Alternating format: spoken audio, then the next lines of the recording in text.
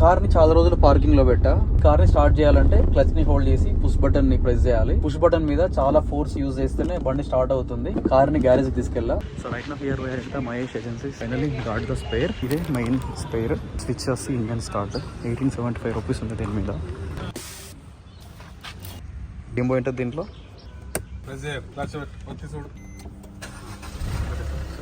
old one and this is the new one.